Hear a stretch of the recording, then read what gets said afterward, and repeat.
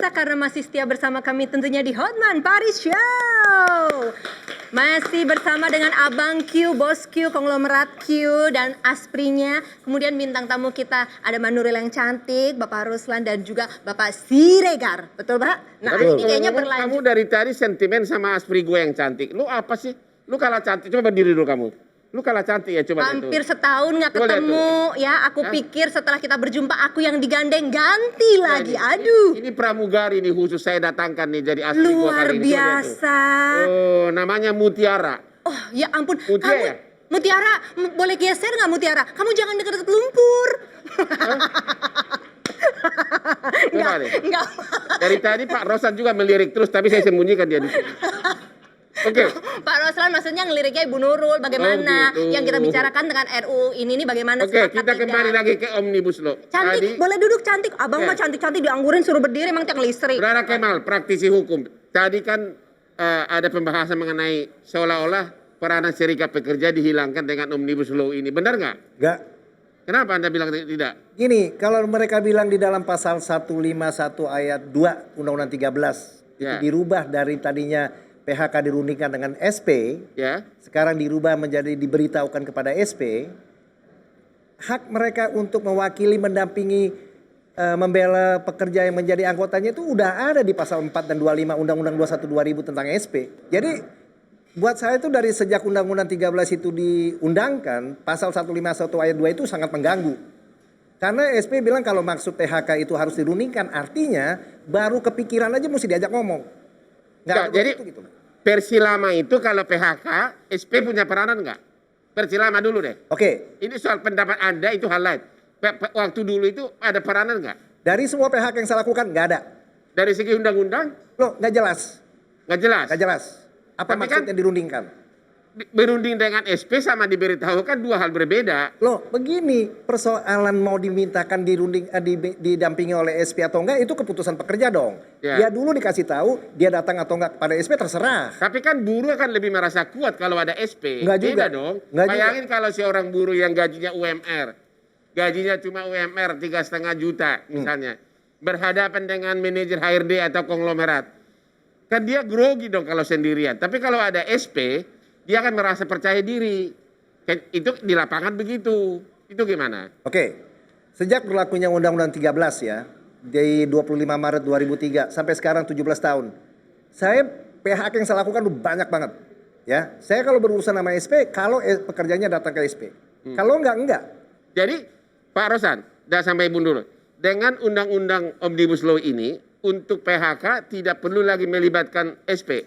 Ya, kalau itu kembali kepada pekerjanya. Nggak dari segi normatif. Di situ tidak ada, Pak.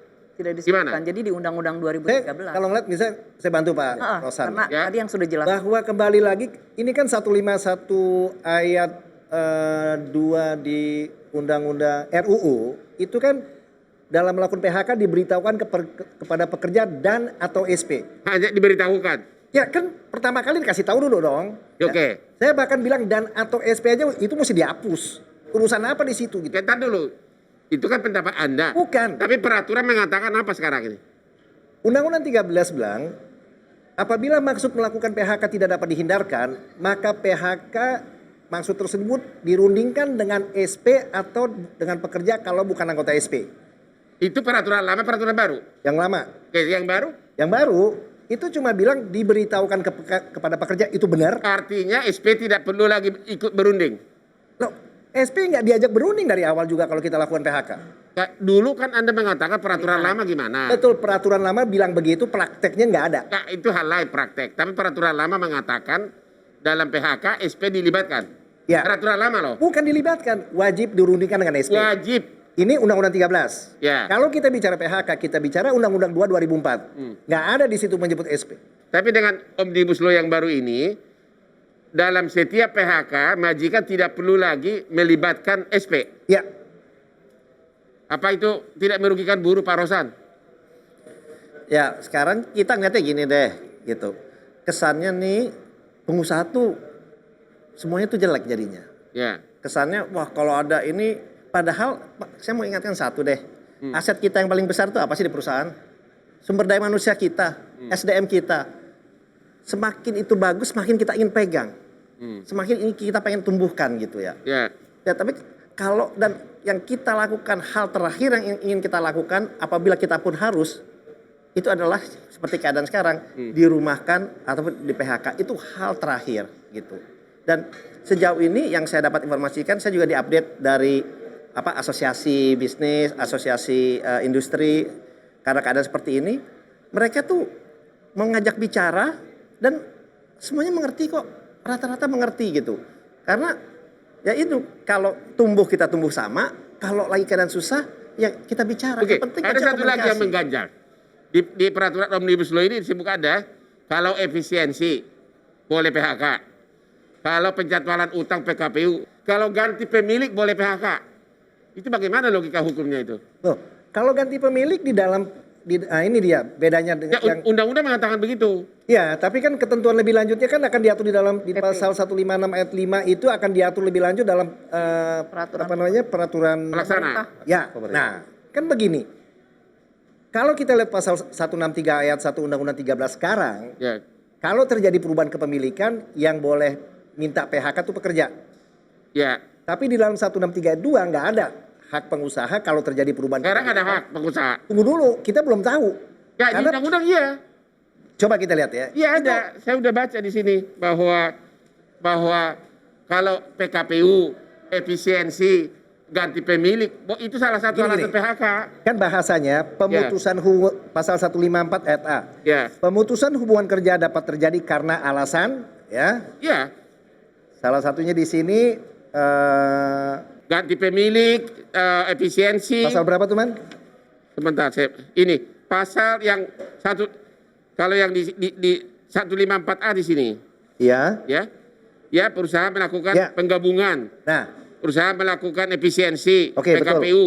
154A ayat 1. Ya. Ya kan PHK dapat terjadi karena alasan perusahaan melakukan penggabungan, itu ada di 163 Jadi ayat 1 2. kalau perusahaan merger boleh di PHK Bukan. menurut Nah, undang-undang ini. ini cuma pengulangan di 163 ayat Undang-Undang 13, nggak ada yang baru. Artinya ya dulu pun sudah ada begitu. Sudah. Iya benar. Sudah. Hah? Sudah.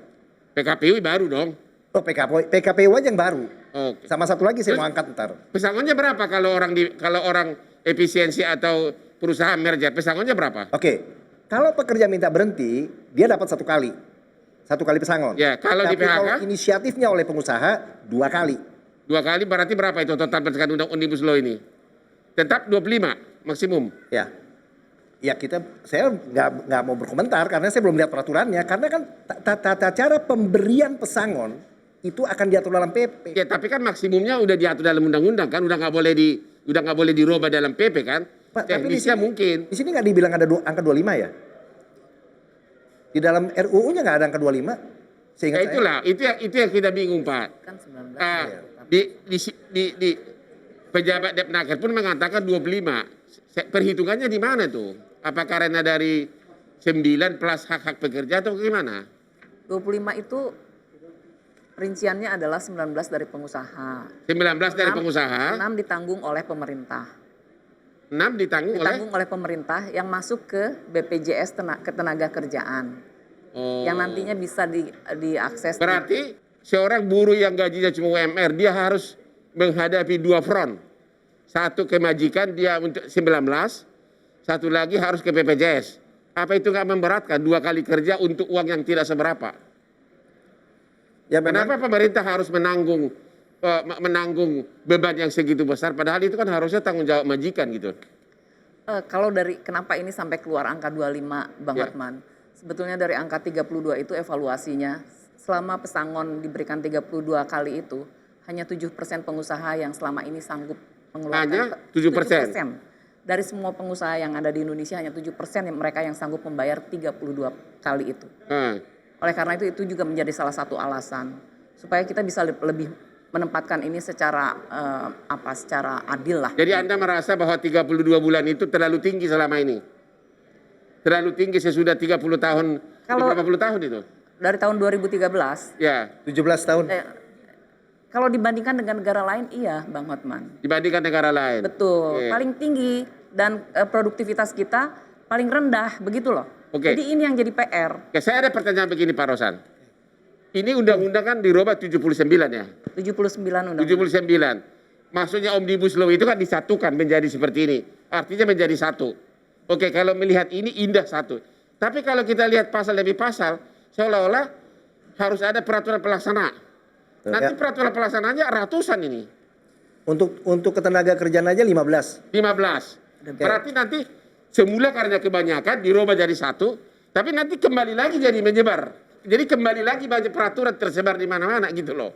Ngerti nggak Pak? Ya, tapi itu semula banyak satukan, tapi beranak lagi sama aja dengan yang lama gitu loh. Ya kan ada beberapa untuk peraturan pelaksanaannya. Jadi PP itu yang penting nafas itu sama dengan undang-undang ini. Yang penting adalah peraturan pelaksanaan ada yang perlu lebih detailkan. Kan semua juga undang-undang ada PP-nya, ada Perpres, ada PMK-nya. DPR ini. Jangan-jangan ini DPR itu apa benar itu hanya formalitas.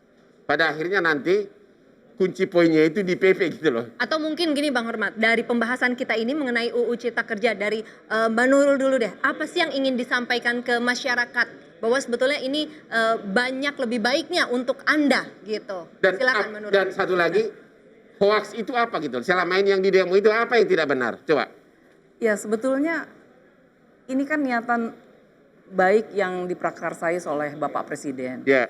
Beliau dalam pidato pelantikannya, kemudian juga jauh hari ketika kami ini belum dilantik, DPR belum dilantik, dapat pengarahan di Lemhanas, beliau tuh sudah menyampaikan ingin memangkas birokrasi yang terlalu beribet di Indonesia sehingga bisa mendatangkan banyak investasi, kemudian membuka lapangan pekerjaan. Karena ini yang kemudian dihindari oleh dunia internasional, mereka tidak mau berinvestasi di Indonesia. Dan akhirnya keluarlah pemikiran itu begitu. Omnibus Law itu dengan memangkas menjadikan satu yang pasal-pasalnya yang terkait dengan tenaga kerjaan. Memang rohnya adalah ketenaga kerjaan gitu. Sehingga tadi di PP-nya juga paling banyak tuh masalah ketenaga kerjaan. Nah, kalau saya melihatnya kita memang harus sedikit membuka hati dan pikiran kita begitu, bahwa tidak ada pemerintahan yang ingin rakyatnya sengsara. Tidak ada presiden yang ingin rakyatnya sengsara begitu. Yang ingin adalah membuat legacy yang bagus. Mungkin kita belum merasakannya sekarang, tapi mungkin nanti ketika presiden ini sudah berganti, kita baru bisa merasakan bahwa apa yang dilakukan oleh pemerintah saat ini adalah yang terbaik. Jadi yang Anda mau mengatakan ini semua murni untuk menarik investasi. Betul Pak. Dan investasi itu bukan cuma terus kita menyebutnya bahwa itu investor, tidak. Dengan investasi tentu saja ada industri dan sebagainya yang bisa dibangun, dan di situ akhirnya adalah berdampak untuk kita juga gitu loh. Saya mewakili sudah begitu banyak investor asing, termasuk sama beliau itu puluhan tahun satu kantor. Seindah-indahnya peraturan yang mereka sangat kecewa adalah enforcement-nya. Abangku yang ganteng, mohon maaf lahir batin, apakah abang tidak sadar kalau aku sebagai pengusaha air terjun ini pusing bang? Aku pusing ngeliat pembahasan abang kayaknya ngotot banget, dan pembahasan kita ini dari hari ke hari, waktu ke waktu, menguras tenaga, menguras emosi, apalagi sekarang juga masih pandemi seperti ini. Tapi kalau aku lihat-lihat, abangku, bosku, opungku ini kok kayak makin ganteng, tetap fresh, sehat. Padahal ya aku bohong dikit ya, tapi maksud aku serius deh, aku udah lama gak ketemu Pak Bos. Aku butuh banget tahu rahasianya agar aku bisa menjadi segar dan konglo seperti abang. Ya lihat dong ini. Tangan. Jelas dong, aku selalu terlihat fresh dan sehat. Mau tahu nggak rahasianya? Apa sih? Tapi boleh nggak tangannya turun? Ya, itu salah satu rahasianya. Oh gitu. Oh ya, oke, baiklah. Terus ya, apa rahasianya? Rahasianya aku tuh selalu menjaga kesehatan tubuh aku karena selalu minum suplemen kesehatan andalanku. Apalagi kalau bukan Fituno. Oh, Fituno. Pantesan ternyata rahasianya minum Fituno. Ya dong. Kamu harus banget nih minum Fituno. Dijamin khasiatnya bagus banget buat badan kamu. Ah, sungguh? Baiklah kalau begitu, aku coba minum Fituno ya. Aku mau cobain biar aku fresh, sehat kayak abang. Tuh ya, aku ambil air minumnya dulu. Duduk dulu yang cantik, iya. Tuh seperti ini, buka dulu face shieldnya ya. Nah, kan? Yuk, mari. Lihat dong.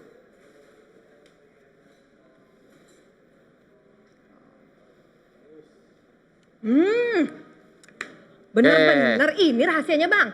Nih aku kasih tahu ya, suplemen kesehatan Fituno ini dapat membantu memelihara daya tahan tubuh. Membantu juga meningkatkan metabolisme tubuh. Jadi bikin kita gak gampang sakit loh Nona cantik. Oh, siap. Ya. Terus, Bang. Apalagi Fituno ini mengandung vitamin B kompleks dan juga vitamin E yang membuat Fituno ini bekerja sinergis dalam memenuhi kebutuhan vitamin tubuh serta membantu tubuh tetap bugar, ya kan? Jadi jangan sampai lupa untuk rutin minum Fituno 2 kali sehari. Seperti itu, baiklah Pak Bos. Kalau begitu, aku nggak akan lupa minum Fituno 2 kali sehari. Begitu? Satu lagi, Fituno ini baik untuk digunakan oleh siapapun. Untuk orang yang sedang dalam penyembuhan dari sakit, orang yang kondisi imunitasnya lagi turun, dan orang yang lagi punya aktivitas tinggi, kayak aku gini loh, ya. Untuk dapatin Fituno ini juga gampang banget. Kalian tinggal beli aja langsung di apotek Kimia Farma, apotek dan toko obat terdekat di rumah kalian. Aku juga gak lupa untuk rekomendasi Fituno ke keluarga dan juga teman-temanku. Luar biasa. Bang, aku mau mau ngingetin lagi ke pemirsa, Bang. Kita ingetin ngomong bareng-bareng ya. Mau daya tahan tubuh kuat untuk melawan virus? Minum Fituno. Harus fit, minum Fituno. Luar biasa. Tepuk tangan buat abangku dulu. Luar biasa, the best in the best. Jadi ini luar biasa, aku udah semakin fit. Sekarang waktunya saya mengucapkan terima kasih karena tamu-tamu istimewa saya ini sibuknya luar biasa. Mbak Nurul Arifin, terima kasih banyak sudah berkenan hadir. Bapak Roslan Rosaini, terima kasih. Dan juga Bapak Kemal Siregar, terima kasih sudah berkenan hadir di Hotman Paris Show. Dan semoga apa yang dibagikan oleh beliau-beliau dapat menambah wacana kita, wawasan kita, dan kita semakin mengerti apa esensi dari Omnibus Law. Jangan kemana-mana, habis ini ada yang super hot. Tetap di Hotman Paris Show. Yuk cabut RUU-nya, kalau enggak aku datengin ke rumah kamu.